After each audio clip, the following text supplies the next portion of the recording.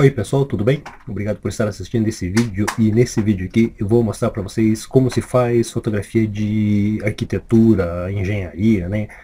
Em fotografia de prédio principalmente, né?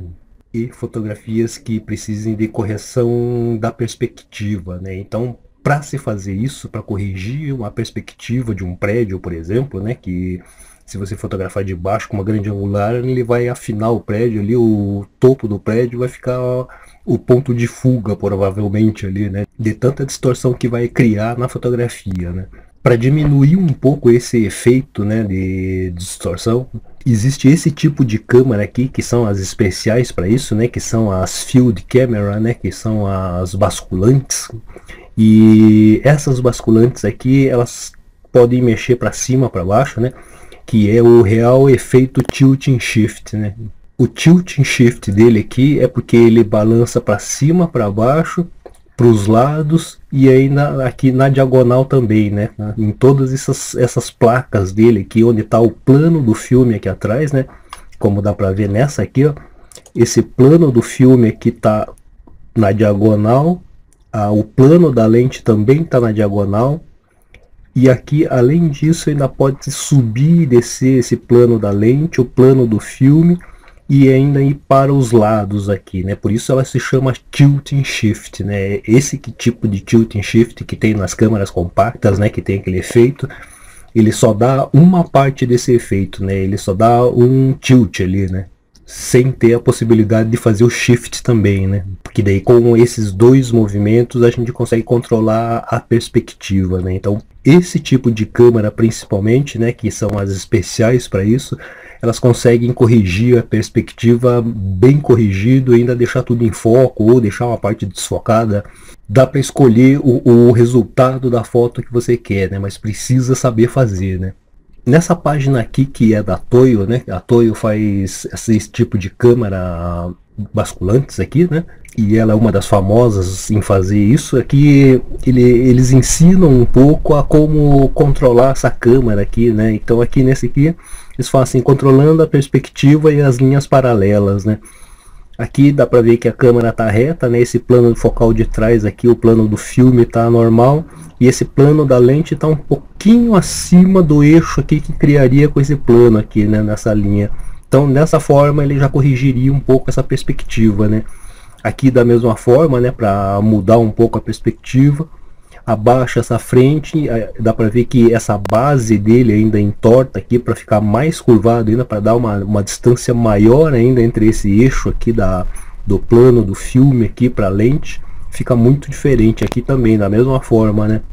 Essa aqui é a vista lateral, né? E aqui é a vista de cima da câmera para mostrar esses movimentos todos, né? Então dá para ver que esses dois planos da lente do filme, eles são totalmente móveis e ainda conseguem subir e descer, né? Então isso faz com que você consiga corrigir muito bem essas perspectivas, né? E aqui eles também falam, né? Quando não dá, usa esse diafragma fechado, né? Esse tipo de lente aqui, ó, essas lentes para câmeras basculantes, elas têm uma diferença das nossas lentes, que é isso aqui, né? As lentes que criam perspectiva, mesmo essas as de 35mm, que tem a correção de perspectiva, elas também fazem isso.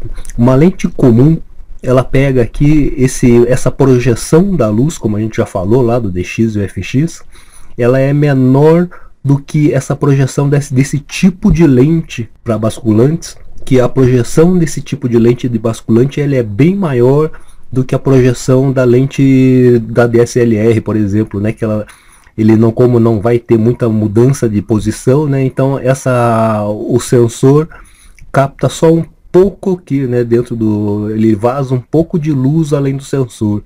Nas câmeras basculantes não, né? Ele já vaza bastante luz aqui, porque na câmera basculante eu posso mexer o plano da lente aqui para todos os lados, né? Então eu posso mexer para os lados, para cima e para baixo, para mudar essa perspectiva, né? Aqui para baixo tem uma foto aqui que dá para mexer um pouco. Aqui é uma foto normal, tirada com uma lente normal, né? e dá para ver a distorção aqui, a leve distorção que tem nas paredes, né? E aqui nessa outra já corrigido, aqui sem correção e aqui corrigido, que já dá para ver que melhora um pouco aqui, as linhas estão mais paralelas com as laterais aqui da fotografia, né? E isso porque essa lente consegue virar essas frentes e a traseira dela para que corrija isso, né? Existem vários efeitos aqui que esse tipo de câmera consegue fazer, né? Ela consegue corrigir perspectiva, ela consegue fazer várias coisas, ela consegue tirar foto de um espelho de frente sem refletir a câmera, né? Com esse movimento de lente e deixar o espelho corrigido, assim, né? Parecendo que está de frente mesmo, assim, mas sem reflexo nenhum. E outra coisa que ele consegue fazer é esse Scheimpflug, princípio do Scheimpflug aqui, né? Que é um efeito nas lentes desse tipo de câmera tilt and shift, né? Mesmo as câmeras 35mm que tem essa lente de perspective correction, né? Que é na Nikon EPC e na Canon não sei qual é, mas em todas as fabricantes tem essas lentes de correção de perspectiva e elas fazem isso, né? Esse aqui é o Scheimpflug Effect, né? Que teoricamente é assim, ó. Existe o plano do filme aqui, né? Existe o plano da lente e existe o plano desse que você quer fotografar, né? Que são esse alinhamento na diagonal aqui que você quer fotografar e que quer que saia tudo em foco, mas sem ter que usar diafragma muito fechado. Nesse caso aqui, mesmo um diafragma muito fechado, ele não daria foco até nas pontas aqui, né? Porque é muito longo essa linha aqui e está muito na diagonal. Então esse efeito Scheimpflug, que não sei se pronuncia assim em alemão, sem o tilt ele dá o ponto focal em algum lugar, desfoca atrás, desfoca na frente, né? E aqui com o Scheimpflug, né? Pela teoria é assim, né?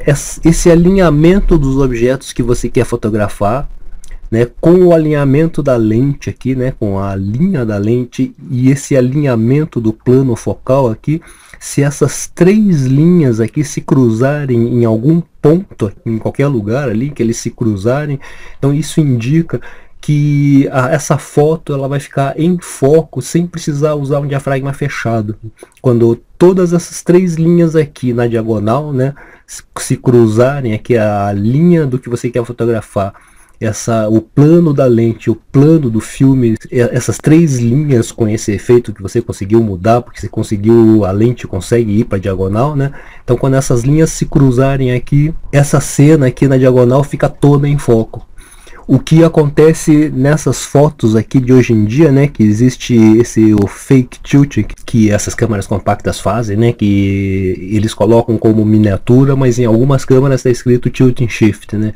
Então esse tilt and shift aqui é mais ou menos esse aqui, né, que parece que é um modelo ali, né, que é uma cidade de brinquedo ali com uma lente desfoca atrás e desfoca na frente, né. Esse efeito aqui é fácil de fazer assim no Photoshop também, né, mas esse efeito aqui ele vem desse tilt and shift aqui, né, o efeito, né, ele é o contrário desse Scheimpflug efeito aqui, né, que eles chamam de anti-Scheimpflug, né, que essas três linhas vão se cruzar do outro lado aqui, né?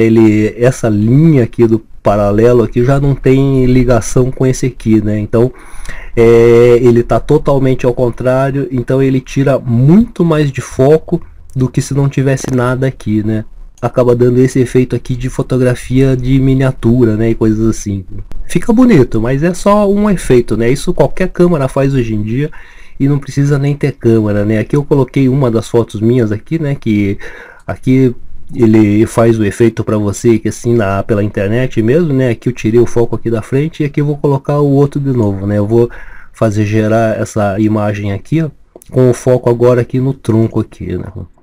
E aí já aparece a imagem com o foco aqui no tronco e desfocado, bem desfocado na frente e atrás, né? E na verdade a foto tá toda em foco, né? Então é o mesmo texto aqui ele tira completamente de foco, né? Então esse aqui é o efeito que as câmeras fazem hoje em dia, né? Que essas câmeras compactas acabam fazendo eletronicamente. Mas esse efeito fotograficamente é só através desse tipo de câmeras aqui para as DSLR, né, esse tipo de lente aqui, né, que ele consegue virar a posição da lente, ou para Nikon também, ou usando esse tipo de câmera aqui, que são as field câmeras, e essas são as especiais para se fazer isso, né? Só que isso aqui custa uma fortuna, né?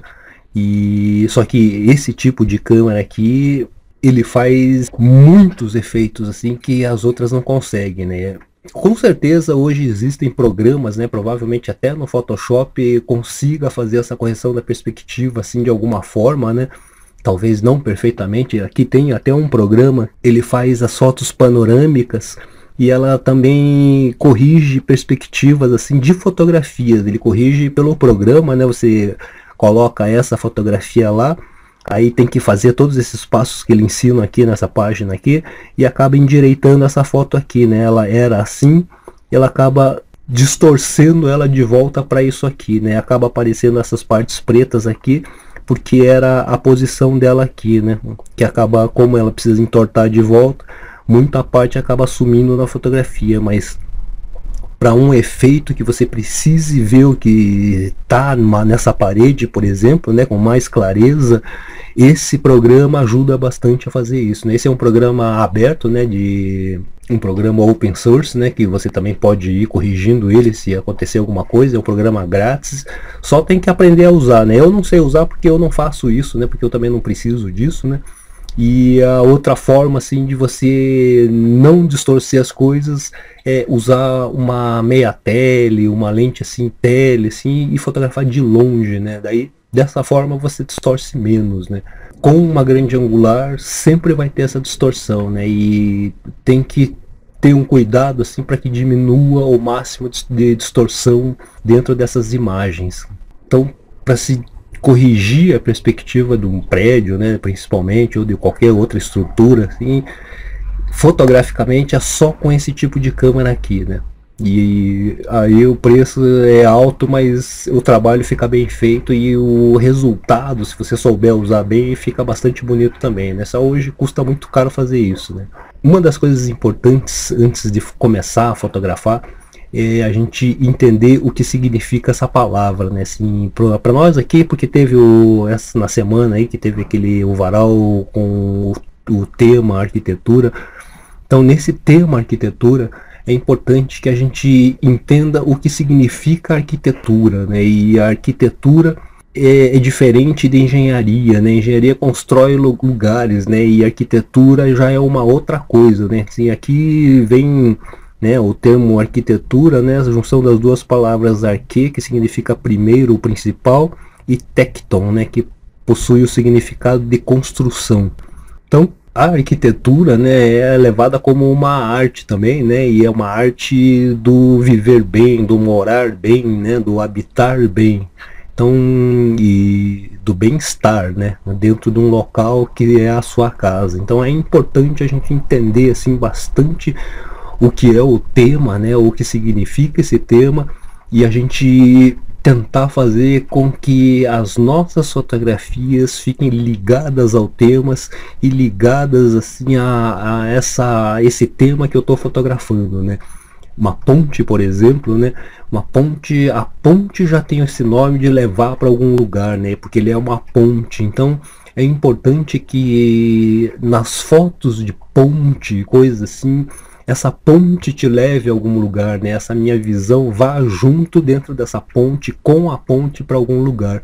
Então é sempre importante que a nossa fotografia tenha alguma coisa a dizer, assim, dentro do tema e dentro desse objeto que está dentro desse tema que eu estou fotografando, fazer parte dessa ligação toda dessa arte da fotografia, né?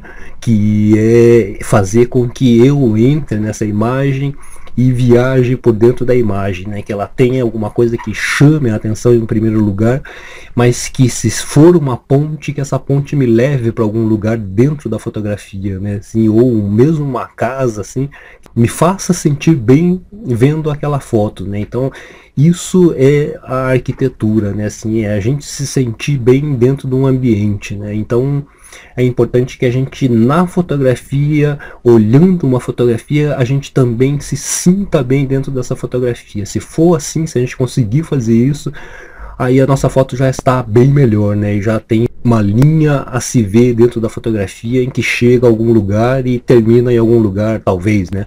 O terminar talvez não precise, mas que ele me leve para dentro e me faça viajar lá dentro, né? Ou me faça sentir bem dentro daquele espaço. Bom, então é isso, pessoal. Muito obrigado por ter assistido esse vídeo até aqui. Espero que tenha ajudado a entender um pouquinho como é que se faz a foto aqui de arquitetura, de prédios e coisas assim, né? Dê um like aí se você gostou, compartilhe, favorite e comente também. E se inscreva no canal também. Obrigado e até a próxima aula.